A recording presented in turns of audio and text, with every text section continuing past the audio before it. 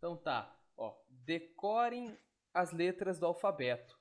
E aí entendeu o som, o tipo de som. Existe o som mudo, que é aquele som que é a letra sozinha, não muda, e vai ser um som rápido, né? Tipo D, P, Q, né? É só esse som, e não muda, esse som é fixo, tá? Esse som, ele pode ser labial, ou seja, ele é feito com os lábios, é a língua mais os lábios, né? O auxílio dos lábios.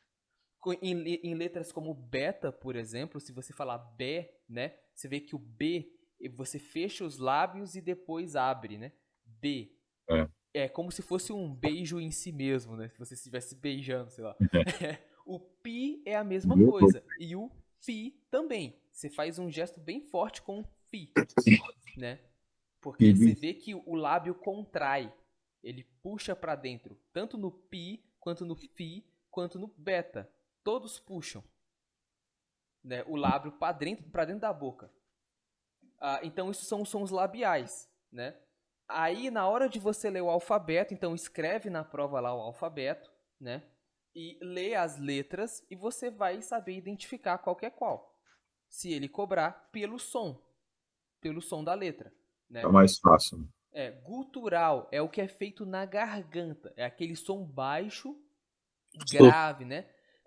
E sim, capa. Ó, esse k aqui. Se sente a garganta se mexendo. Capa.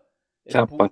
Puxa de meio que de baixo pra cima. O movimento, né? Capa.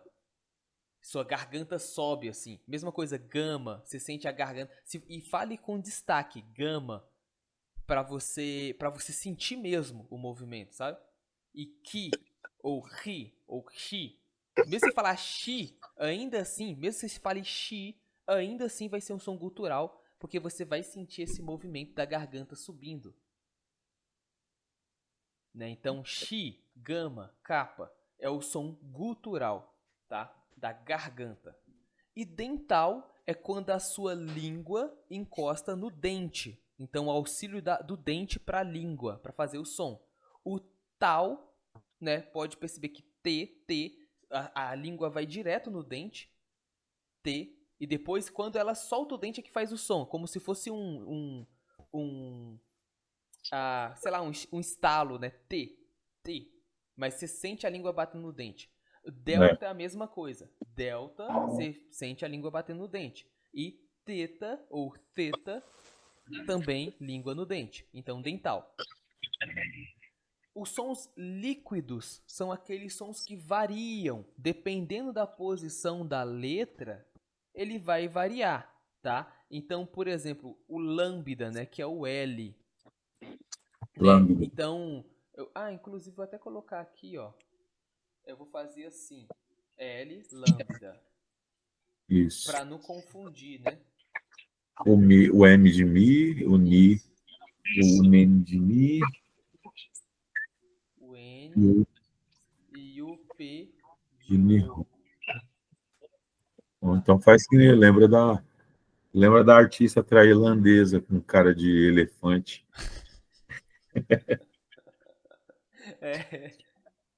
É, Então, assim, ou seja, é só lembrar, são letras que se você coloca no início ou no final, elas vão mudar, né? Então o L no final é diferente do L no início. Ladeira, é, sei lá, anel, né? Lá tem um som de lé, lá, né? E o nel, el, né? Tem um som de u no final. Anel. Ó, O M, A mesma gente, coisa, né? a gente brinca, mas é uma realidade. O que é que tem a ver? O que é que tem a ver cachaça 51 e boa ideia? A psicologia do marketing usa os absurdos. É, E vale a pena sempre tentar, né? é lógico, Vale a pena sempre tentar, ajuda. Então, as ajuda. sibilantes são aquelas que tem um som com S puxado, né? Ou com um Z puxado. Então, xi, É, sigma, zeta, psi, sim. É. né? Então, aí são letras bem interessantes. O Se você psi, acertar as sibilantes e acertar as mudas, todo o resto que sobrar vai ser líquida. O né? que se é do táxi, né? Isso, O sigma é aquele símbolo do Excel. isso. O zeta eu não lembro, mas o psi é de psicólogo. É o psicólogo. O zeta, você pode lembrar de zebra, sei lá. É, exatamente. O, Isso. o sigma é um Excel, soma, né? Sigma é de soma. Ou você pode, ou você pode lembrar de seta, né? É o seta. E o, Você está andando em Campinas e você passa raiva porque os motoristas de Campinas não compram um carro com seta, uhum, então aí você lembra da seta. é, não compra um carro com sigma. É, Então, isso, é boa, essa é, daí é boa. Compra um carro com sigma. então É uma ah, estratégia. Meu, o meu pai não está alfabeto. vendendo. Como é que é? Meu pai não está vendendo carro, não. É o seu sigma. Só lembrar do pai do Gerson, então, ok? Ah, o pai do Gerson é mesmo. O pai do Gerson se chama Sigma? Sigmar. Zigmar. É, É. faca. Então, ó, o alfabeto tem 24 letras, né? Sendo que dessas 24 letras, 7 são vogais.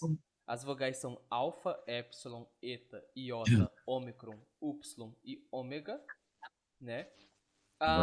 E aí você vai ter as pronúncias, inclusive aqui já tem parte da acentuação e, aspiração, né? Aqui tá espírito, eu vou colocar aspiração para facilitar. Aspiração, aspiração. Aspiração forte, vou colocar como tá no livro, né? E branda. Então, isso vai estar lá no final, então não vou falar agora, porque depois a gente vai entrar em mais detalhes. Aí as vogais breves são epsilon e ômicron, vogais breves. O som já fala, né? Epsilon, ômicron, certo? Vogais longas são eta e ômega, tá? Eta, ômega, né? Então o som da vogal, por isso que sempre falha as letras com destaque, para você conseguir ter uma ideia É, melhor do som, né? é. Porque essas regras estão ligadas aos sons e ao modo de falar. E as vogais que variam, dependendo da posição delas, elas vão ser longas ou breves. Mas aí a gente diz que é neutro, né? Ou seja, vai depender. E são a alfa, iota e y, né? Ou y, tá? Que seria um jeito mais correto de dizer o nome da letra, né? Y. É, é. Ah, Aí existem os ditongos, não estão todos os ditongos aqui, né? Você vai lá na página 14 do livro, tá? Para acessar esse. Vou até marcar aqui, né? Acesse lá na página 14, tá? Opa. Na página 14 do livro. Pesquise lá porque vai estar todos os ditongos, né? Mas todos eles terminam com iota ou com y, né? E vão ser ai, ei, oi, ui. Ai, ei, oi, ui. E, capaz, eu acho que eu vou colocar aqui, porque eu acho que vai ajudar a decorar, sabia? É Vou melhor. colocar rapidão aqui. Vou copiar. Espera aí que eu fiz besteira.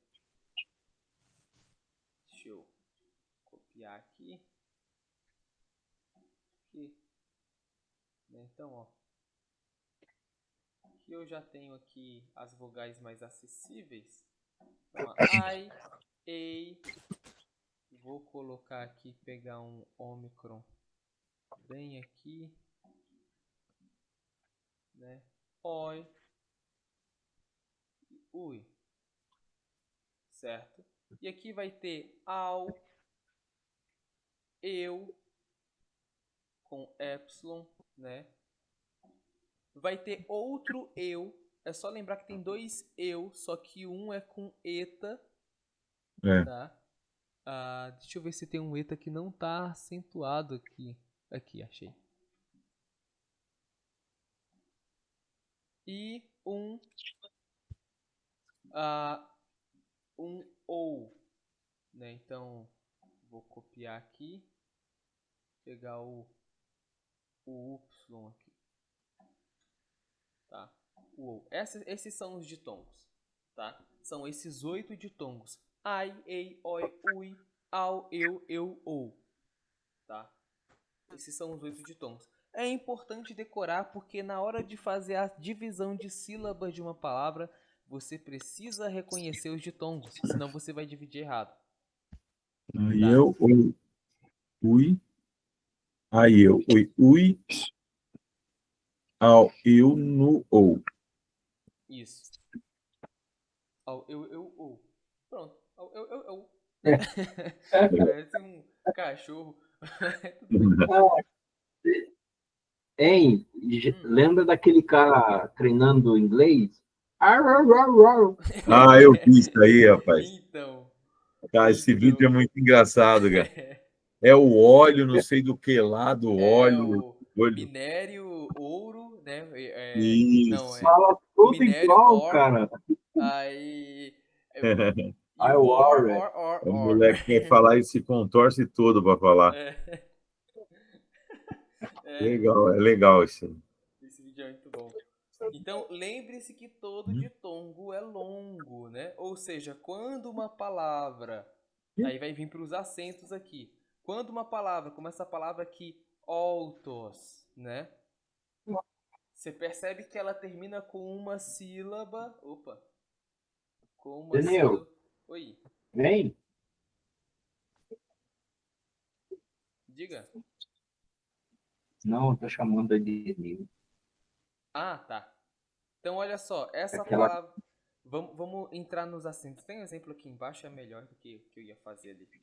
Então, esse daqui é importante. Ou termina com Y ou termina com iota. Com iota não. Com iota, tá certo. Né? Ai, ei, oi, ui, au, eu, ou. Tá? São ditongos. Aí tem os acentos.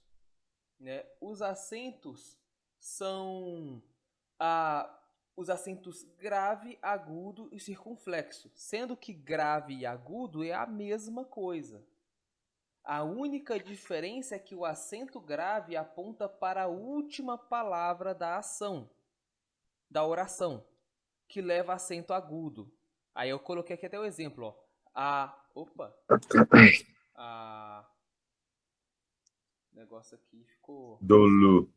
Soltou aqui. Sem querer eu soltei as setas. Então, ó, como que tá aqui escrito, ó. A, autos, logos, né? Então, você vê o A aponta para o logos, o autos aponta para o logos. Então eles estão indicando qual que vai ser a última palavra. Elas não são a última palavra. É isso que significa o acento grave. Elas apontam para onde vai estar a última palavra. Tá? Depois a gente tem a questão de que da regra de mudança de sinal entre circunflexo ou agudo, dependendo da sílaba, né? Então, quando a sílaba final é breve, nós temos um acento circunflexo na outra sílaba, na sílaba que vem antes dela. Como no caso aqui de doulos, né? Doulos. Aqui você tem o som forte claramente no do, então, e o los bem suave, né? E aí, nesse sentido, eu vou colocar o acento circunflexo no ditongo, tá? Aqui. Só que, dependendo, às vezes a palavra ela muda o jeito de escrever pela conjugação, e aí ela pode ser que essa sílaba fique grave, ou melhor, longa, né? Como é que você sabe que o som ficou longo? Pelas vogais que vão estar nela. Se for ditongo, ou se for um eta ou ômega. Ela termina porque ela termina também com ditongo, né? Isso. Que no caso lá é o ômicron e E o Y. Isso. Por exemplo, se fosse aqui, ó, vou pegar um ômega aqui. Rapaz, eu tinha visto um ômega que não estava acentuado e ele desapareceu na hora que eu cliquei. Pera aí. É esse. Ó, o texto tá mudando quando eu clico daquele ângulo ali. É esse daqui. Então, olha só. Se fosse assim, ó. Imagina que fosse isso daqui, ó. Dulu. Aqui também é uma sílaba longa, porque termina com ômega. E ômega é uma vogal longa. Então, eu sei que uma sílaba... Vou até que escrever aqui, ó. Eu sei que uma sílaba é longa se a sua vogal for longa ou se for um ditongo, tá? Então isso aqui é muito, muito importante da gente observar, tá bom? Então isso é o que vai dizer para você se é longo. Isso vai julgar a acentuação.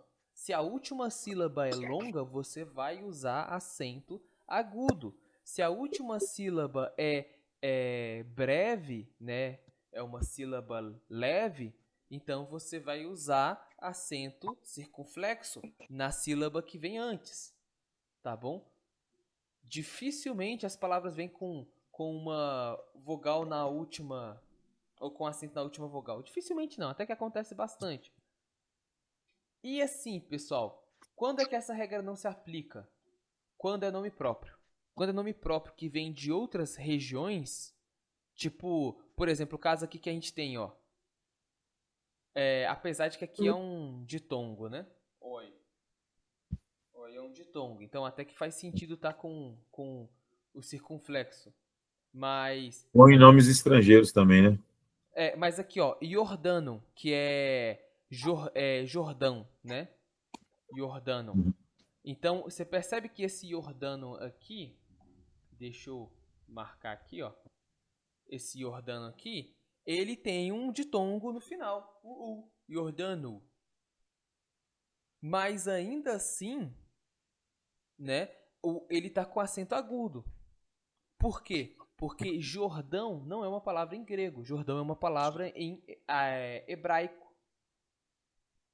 E que foi transliterada para o grego. Então eles usam o acento para indicar como que se fala a palavra, né? Já que é uma palavra estrangeira. Por isso que foge da regra. Mas se a gente fosse aplicar aqui como que deveria ser no grego, esse acento agudo aqui, nesse alfa, precisaria ser um circunflexo. Uhum. Por quê? Não, na verdade está certo, né? Porque se for grave no final, fica agudo. Então aqui está certo.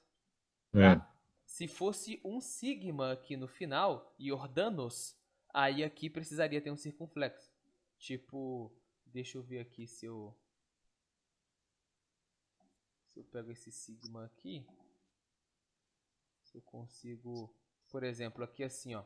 Se fosse esse o caso, esse alfa teria que estar circunflexo, né? Então, isso daqui é muito importante. Mas deu para entender a regra, né? Se a última sílaba for e isso assim, só faça essa mudança se a palavra já tiver pontuada com o circunflexo.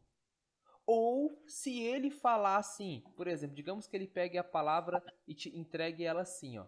Deixa eu pegar esse Y sem sinal aqui, sem acento. Aí ele fale assim: "Ah,